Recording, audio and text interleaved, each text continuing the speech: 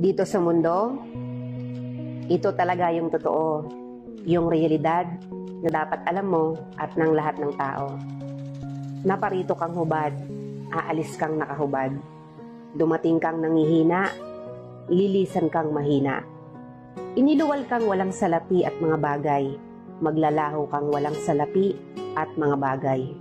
Ang una mong paligo, may naghugas sa iyo. Ang huli mong paligo, may maghuhugas sa iyo. Ito ang buhay, kaya bakit labis ang mali siya, ang inggit, ang pagkamuhi, ang galit at pagkamakasarili. Maging mabait sa lahat at gumawa ng kabutihan. May hangganan ng oras natin sa mundo. Huwag sayangin sa walang kabuluhang bagay.